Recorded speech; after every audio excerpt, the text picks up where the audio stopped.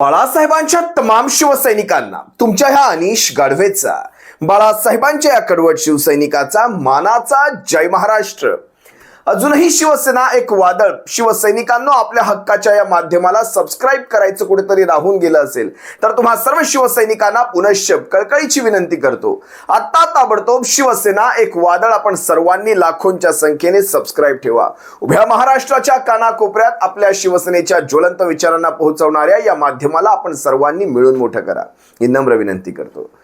काल एसटी महामंडळाविषयी ती बातमी ऐकली, म्हणजे योगायोग पहा ना, कशा दोन बातम्या एकत्र याव्यात की प्रताप सरनाईक या शिंदे गटाचे नेते प्रताप सरनाईक यांनी एसटी महामंडळ अध्यक्षपदाचा कारभार सांभाळलेला आहे आणि त्याच वेळेस एसटी महामंडळाच्या कर्मचाऱ्यांना आता 50% वेतन मिळणार आहे, अशा प्रकारची एक बातमी सुद्धा कानावर येऊन थडकली। आपण बघतोय यावेळेस एसटी कर्मचाऱ्यांसोबत बातचीत केली आहे आमचे प्रतिनिधी विश्वभूषण लिमये यांनी। राज्य परिवहन मंडळाच्या इतिहासात पहिल्यांदा 56% घट या कर्मचाऱ्यांच्या पगारामध्ये झाली आहे। त्यामुळे सोलापूर मधील एसटी कर्मचारी जो आहे तो अतिशय तीव्र त्याच्या भावना ज्या आहेत त्या आपल्याला या ठिकाणी पाहायला मिळतात। आपल्या सोबत काही एसटीचे कर्मचारी आहेत, आपण त्यांच्याकडनं जाणून घेऊया। सरकारला घरी बसलेल्या बायकांना म्हणजे लाडकी बहीण योजना राबवता येते, पण आम्ही कष्ट करतो, राबतो उन्हातानाचं। आता तर फ्री वाले आहेत किंवा महिलांना अर्ध तिकीट आहे, मग भरपूर गर्दी वाढली आहे, पण आमच्याकडे लक्ष द्यायला सरकारला वेळ नाही। घर बसल्या बायकांना बसून पगार देते, पण आम्ही कष्ट करणारे ना, आम्हाला पगार देत नाही सरकार। वाईट इतकंच वाटतंय। सरकार खरंच आमची चेष्टा करत आहे, कारण कसं आहे, आमची देणे पहिले 175 कोटी रुपये त्यांनी द्यायला पाहिजे, ते देखील दिलेले नाहीत। त्यातून माझ्या सर्व्हिस मध्ये पूर्णपणे पहिल्या वेळेस असं केलं की त्यांनी आमची चेष्टा केली की 56% मी न ऐकलेला आकडा त्यांनी दिला आम्हाला, की जेथे 100% त्यांनी आमची पगार न चुकवता 7 तारखेला द्यायला पाहिजे त्यांनी, पण ते पण मी विचार करत होतो, आठवा तो काळ ज्यावेळेस अनिल परब साहेब परिवहन मंत्री होते, त्यावेळेस कशा प्रकारे महामंडळ जवळपास 9 महिन्यांसाठी वेटीस धरलं होतं। 9 कसलं जास्त झाला असेल तो काळ। एक वेळ अशी आली होती की इंजिन आता लॉक होतील की काय, गाड्यांची इंजिन्स लॉक होतील की काय। गोपीचंद पडळकर, सदाभाऊ खोत, गुणरत्न सदावर्ते आणि सबंध भाजपाची टीम कामाला लागली होती। काय गमजा मारल्या होत्या त्यावेळेत। जर आमचं सरकार असतं तर दुसऱ्या दिवशी आम्ही महामंडळ विलीन करून घेतलं असतं सरकारामध्ये, राज्य सरकारच्या अंतर्गत आम्ही महामंडळ आणलं असतं। या गमजा असतात बरं का। सरकार बदलली की तोंड लपवत फिरतात। आज पडळकर, सदाभाऊ खोत आणि गुणरत्न सदावर्ते, बरं ही माणसं आज कुठे तोंड लपवून बसलेली आहेत सांगा बरं। 3-3.5 वर्षांपूर्वी सदावर्ते, सदाभाऊ आणि पडळकर या त्रिमूर्तींनी एसटी विलिनीकरणासाठी एल्गार पुकारला होता। एसटीचं विलिनीकरण व्हावं, कर्मचाऱ्यांना सरकारी कर्मचाऱ्यांप्रमाणेच पगार सुविधा मिळाव्यात, यासाठी एसटी महामंडळाच्या स्थापनेनंतर महाराष्ट्राच्या इतिहासामधला सर्वात मोठा संप तिघांनी घडवून आणला। मात्र विलिनीकरणाच्या ऐवजी इतिहासामध्ये पहिल्यांदाच एसटी कर्मचाऱ्यांच्या पगारात 44% कट होऊन फक्त 56% पगार आलाय। संपावेळी एका आठवड्यात विलिनीकरण शक्य असल्याचा दावा करणारे सदावर्ते मागच्या 3.5 वर्षांपासून फक्त विलिनीकरणाचा पाठपुरावाच करतायत। महाराष्ट्र यांना माफ करणार नाही आणि कष्टकऱ्याचं एकच म्हणणं आहे, डंके की चोट पे सिर्फ विलिनीकरण। परंतु विलिनीकरण हे कधी होणार हा उभ्या महाराष्ट्राला पडलेला प्रश्न आहे, कारण की आता महायुतीचं सरकार आलं, गेल्या वेळेस सुद्धा महायुतीचं सरकार होतं, आता देखील महायुतीचं सरकार आहे। विलिनीकरणाची निर्णय कोण घेण्यासाठी थांबवतो? तर आम्ही सरकारला आवाज देऊ, आम्ही सरकारला नक्की आता आवाज देऊ। आम्ही आधी सरकारला नोटीस देऊ की सरकारने लवकरात लवकर म्हणजे 7वा वेतन आयोग, शासनाच्या कर्मचाऱ्यांप्रमाणे पगार, विलिनीकरणाच्या तत्सम किंवा विलिनीकरण, ह्या सगळ्या गोष्टींसाठी आम्ही आमचा लढा कधी थांबवलेला नाही। दुसरीकडे भाजपचे आमदार गोपीचंद पडळकरांनी सत्तेमध्ये आल्यानंतर एसटी विलिनीकरण व्यावहारिक नसल्याचं सांगून खूप आधीच यू टर्न घेतलाय। जोपर्यंत एसटी महामंडळाचं राज्य सरकारमध्ये विलिनीकरण होत नाही तोपर्यंत हा संप माघारी घेणार नाही। विलिनीकरणाचा विषय या कायद्यानुसार एसटी महामंडळाचं विलिनीकरण राज्य सरकारमध्ये होत नाही, हे सगळ्या एसटी कर्मचाऱ्यांना पण माहीत झालेलं आहे। विरोधात असताना संपाच्या वेळेला दगडधोंड्यामध्ये झोपणारे गावगाडा फेम सदाभाऊ खोतही विलिनीकरणाचा पाठपुरावा विसरून सत्तेच्या उबदार खुशीमध्ये निवांत झाले। आता विचार करा ना, देवेंद्र फडणवीसांचं सुद्धा काही स्टेटमेंट्स होते की आमचं सरकार असतं तर आम्ही एवढा वेळ वाट पाहिली नसती.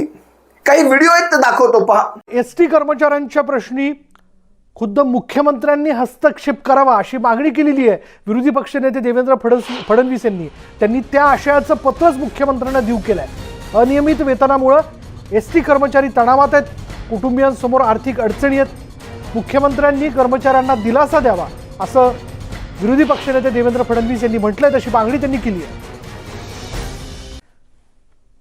सर्वप्रथम मी आपलं न्यूज 18 लोकमतचं मनापासून अभिनंदन व्यक्त करतो, आभार मानतो की एसटी कर्मचाऱ्यांच्या संदर्भात अत्यंत जाणीवपूर्वक आणि सहानुभूतीनं आपण हा विषय सातत्यानं लावून धरत आहात.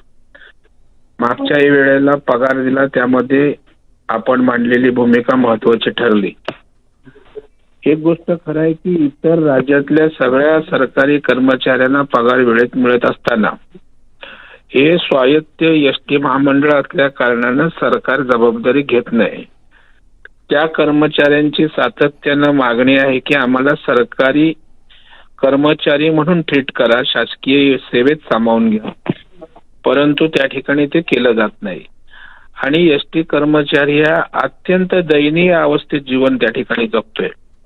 याच्या अनेक स्टोऱ्या आपल्या समोर आल्या. तर मला वाटते कॉन्क्रीट त्यांच्या भविष्याचा विचार करणारी पगाराची त्यांची नियमित योजना बनवली पाहिजे, बरोबर, ज्या आधारे त्यांचा ठरलेल्या तारखेमध्ये ठरलेल्या वेळेत पगार त्यांचा होऊ शकेल. प्रवीण भाऊ, धन्यवाद आमच्याशी बोलल्याबद्दल. आता देवेंद्र फडणवीसांचे शब्द म्हणजे आपण समजू शकता, ही एक वेगळी नीती आहे ज्याला आपण देवेंद्र नीती असं म्हणतो. सरकारामध्ये एक, सरकारानंतर एक. म्हणजे तुम्हाला ज्यावेळेस तानाजी चित्रपट रिलीज झाला होता त्यावेळेस उद्धव साहेब मुख्यमंत्री होते, त्यावेळेस साहेबांनी पत्र पाठवलं होतं उद्धव साहेबांना की हा चित्रपट तुम्ही टॅक्स फ्री करावा, बरं. आणि आता ज्यावेळेस छावा चित्रपटासाठी त्यांना विचारण्यात आलं तुम्ही टॅक्स फ्री करणार का, तर म्हणतायत कसं 2017-18 मध्येच आम्ही सांगितलं होतं, आम्ही तशा प्रकारचं रेझोल्युशन आणलं होतं की महाराष्ट्र शासनाने असेही करमणूक कर हे काढून टाकलेले आहेत, त्यामुळे टॅक्स फ्री करण्याचा हा विचारच नाही, म्हणजे टॅक्स फ्री करण्याचा हा कुठे प्रश्नच उद्भवत नाही.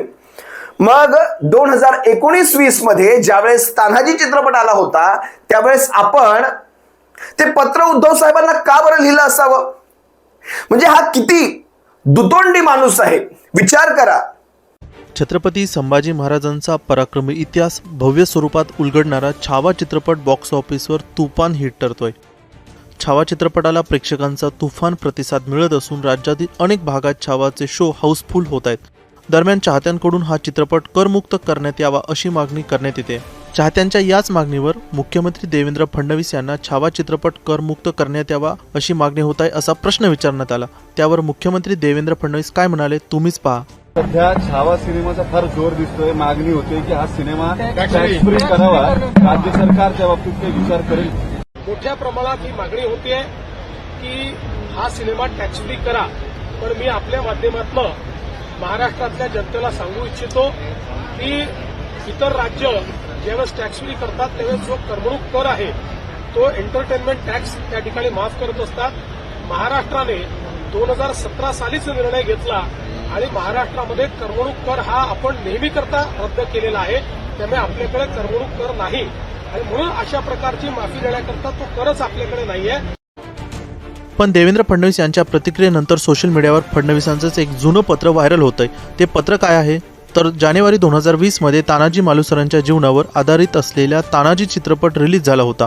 तेव्हा तानाजी चित्रपट हा राज्यात करमुक्त करावा अशी मागणी तेव्हाचे विरोधी पक्षनेते देवेंद्र फडणवीस यांनी तत्कालीन मुख्यमंत्री उद्धव ठाकरेंना पत्र लिहित केली होती. या पत्रात फडणवीस यांनी काय म्हटले ते पाहूयात. तानाजी मालुसरे हे एक वीर योद्धा होते. त्यांचे शौर्य नव्या पिढीसमोर यावे आणि त्यांच्या वीरतेच्या गाथा नव्या पिढीला कळाव्या. हा चित्रपट अधिकाधिक लोकांनी पाहावा यासाठी तो करमुक्त करण्यात यावा. छत्रपती शिवाजी महाराजांच्या महाराष्ट्रात अधिकाधिक शिवभक्तांनी मराठी जनांपर्यंत हा चित्रपट पोहोचणे आणि ऐतिहासिक स्मृतींचे जतन होणे अतिशय आवश्यक आहे. म्हणूनच त्यांच्या शौर्याचे स्मरण होण्यासाठी हा चित्रपट महाराष्ट्रात करमुक्त करावा अशी विनंती या पत्रातून मी महाराष्ट्रातील जनतेच्या वतीनं करत आहे असं देवेंद्र फडणवीस यांनी मुख्यमंत्री उद्धव ठाकरे यांना दिलेल्या पत्रात आपल्याला पाहायला मिळतंय. जर मुख्यमंत्री देवेंद्र फडणवीस यांच्या म्हणण्यानुसार राज्यात 2017 पासून करमणूक कर नेहमीसाठी रद्द केलाय, तर फडणवीस यांनी 2020 मध्ये तत्कालीन मुख्यमंत्री उद्धव ठाकरेंना तानाजी चित्रपट करमुक्त करा अशी विनंती का केली, हा प्रश्न देखील आता उपस्थित होतो. तसेच जानेवारी 2024चा शिंदे सरकारचा एक निर्णयाचं पोस्टर सध्या सोशल मीडियावर व्हायरल होतंय. यामध्ये काय म्हटलंय तर मंत्रिमंडळ निर्णय सत्यशोधक चित्रपट करमुक्त असा 10 जानेवारी 2024चा शासन निर्णय दिसतोय. आता राज्यात खरंच 2017 पासून मनोरंजन कर नाही, तर फडणवीस यांनी ठाकरेंना तानाजी चित्रपट करमुक्त करा अशी विनंती तत्कालीन मुख्यमंत्री उद्धव ठाकरेंना का केली आणि जानेवारी 2024ला शिंदे सरकारने सत्यशोधक चित्रपट फडणवीसांच्या म्हणण्यानुसार राज्यात कर नसताना करमुक्त का केला, हा प्रश्न उपस्थित होतो. आता ज्या वेळेस ही महामंडळाच्या कर्मचाऱ्यांची बातमी आली, जी माहिती माझ्यापर्यंत पोहोचली, महामंडळाच्या कर्मचाऱ्यांना महिन्याचा पगार देण्यासाठी 350 ते 360 कोटी रुपयांची आवश्यकता असते. 360 कोटी रुपये सुद्धा महाराष्ट्र राज्यासारखं प्रगत राज्य आता देऊ शकत नाही. आपली शोकांतिका आहे. आता विचार करा, त्यांचा पीएफचा जो पैसा असतो तो सुद्धा हा वेळेवर दिला जात नाही, कारण पीएफच्या पैशाचे 40 कोटी हे पगाराकडे वळते करण्यात येतात.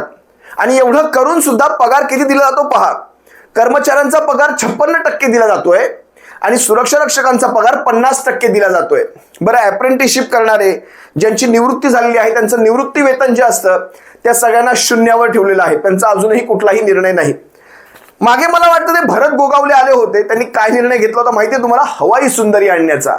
अरे मरणासन्न झालंय ते एसटी महामंडळ, ज्याला आता तुम्ही भंगारातही काढलात तरी सुद्धा ते कमी ठरणार नाही. कारण इतक्या त्या गाड्यांच्या दुरावस्था, त्या भंगार झालेल्या गाड्यांच्या तुम्ही पहा, आणि विशेषतः भंगार झालेल्या गाड्या जाणीवपूर्वक खेडोपाडी या पळवल्या जातात. आता एसटी महामंडळ म्हणावं की त्याला भंगार म्हणावं हाच मोठा प्रश्न. त्या अशा एसटी महामंडळावर तुम्हाला हवाई सुंदरी आणण्याचा तो प्रकार सुचूच कसा शकतो? मुंबई पुणे मार्गावरती धावणाऱ्या एसटीच्या शिवनेरी बसमध्ये प्रवाशांना मदतीसाठी हवाई सेवेच्या धर्तीवरती शिवनेरी सुंदरी नेमली जाणार आहे. एसटी महामंडळाचे अध्यक्ष म्हणून भरत गोगावले यांनी पदभार स्वीकारला आणि हा निर्णय घेतलाय. पण या निर्णयाच्या नंतर आता विरोधक चांगलेच आक्रमक झालेत. विधानसभा विरोधी पक्षनेते विजय वडेट्टीवार यांनी दिशाहीन नेते दिशाहीन निर्णय असं म्हणत टीका केली आहे. तर महाराष्ट्र एसटी कर्मचारी संघटनेकडूनही हा निर्णय गैरवाजवी असल्याचं म्हणत टीका झालेली आहे. एसटी महामंडळाचे नवीन अध्यक्ष भरत गोगावले यांनी शिवनेरी सुंदरीची जी संकल्पना मांडली आहे ती मला वाटतं एसटी महामंडळाला लागू पडत नाही, ती गैरलागू आहे. याचा प्रवाशांना अजून या शिवनेरी सेवेमध्ये किंवा इतर सेवांमध्ये चांगल्या सुविधा दिल्या तर ते फायदेशीर होईल. मला वाटतं शिवनेरी सुंदरी. जर तुम्ही कधी स्वतः एसटी महामंडळाने प्रवास केला असाल, म्हणजे ज्यावेळेस तुम्ही सुरुवात कराल प्रवासाला, तुम्ही खात्री देऊ शकत नाही की हीच गाडी मला माझ्या अंतिम गंतव्य स्थानापर्यंत पोहोचवेल, त्या डेपोपर्यंत पोहोचवेल. मधल्या काळात 4 ते 5 गाड्या बदललेल्या असतात, कारण प्रत्येक ठिकाणी घाट सुरू झाला की गाड्या बंद पडल्याच म्हणून समजायच्या. ही अशी अवस्था, अशी घाणेरडी अवस्था. बरं, ह्या घाणेरड्या बसेसवर यांचे फोटो मात्र झळकलेले असतात. म्हणजे कधी दाढीचे फोटो, कधी सगळ्यांचेच फोटो, जो मंत्री बनेल सगळ्यांचे यांचे फोटो मात्र ती एसटी बस स्वतःच्या छातीवर घेऊन मिरवत असते. त्याचेही पैसे, म्हणजे ते जाहिरातींचे पैसे महामंडळाला किती मिळतात माहिती नाही. लाडक्या बहिणींना 50% सवलत, मला वाटतं ज्येष्ठांना संपूर्णपणे मोफत, अशा प्रकारच्या सवलती दिल्या, पण तशा प्रकारचा दर्जा त्या प्रवासाचा आपण ठेवलात का? याही गोष्टींचा कुठेतरी विचार व्हायला हवा. अनेक गोष्टी आहेत. आज विचार करा, एसटी महामंडळाच्या कर्मचाऱ्यांना अशा प्रकारचा तोकडा पगार जर दिला, त्यांनी त्यांचे EMI कसे भरायचे? अनेक जणांवर कर्ज आहेत, अनेक जणांच्या घरात लग्न कार्य आहेत. त्यांनी त्यांचा हा सगळा आपला रहाटगाडा, संसाराचा रहाटगाडा कसा चालवायचा 56% पगारांवर, 50% पगारावर? म्हणजे त्यांच्या पुढे कुठला पर्याय नाही. त्या पर्यायाचा आपण फायदा उचललात, हे एवढंच इथे दिसतं. तुर्तास तुम्हा सर्वांची रजा घेतोय. मंत्री कोणीही येवो, कोणीही जावो, त्या महामंडळाच्या कर्मचाऱ्यांनी, परत त्यांनीही सुद्धा काही गोष्टी समजून घ्यायला पाहिजेत. ज्यावेळेस आपण संपाला बसला होता त्यावेळेस आपल्याला काही विशिष्ट मागण्या पूर्ण केल्या जात होत्या. त्याही वेळेस आपण कुणाच्या तरी दबावामध्ये येऊन, कुणाच्या तरी त्या वलयामध्ये येऊन, विशेषतः सदावर्ते असतील, खोत असतील, पडळकर असतील, यांच्या वलयामध्ये येऊन ज्या मागण्या आपल्या पूर्ण होत होत्या त्याही आपण पूर्ण करून घेतल्या नाहीत. शिवसेनेच्या सरकारने स्पष्ट सांगितलं होतं की हे महामंडळ विलीन करता येत नाही, त्यासाठी केंद्राचे नियम आहेत. पण आपल्याला तसं वाटलं नाही. आपल्याला वाटलं होईल, हे विलीन होईल, हे सांगतायत, हे देवेंद्र नीतीवाले सांगतायत म्हणजे होणार. मग आता का होत नाहीये? हा प्रश्न काहीतरी त्यांना सुद्धा विचारा. तुम्हाला जर उत्तर खरंच मिळालं तर आम्हाला सुद्धा सांगा. सप्रेम जय महाराष्ट्र. काळजी घ्या.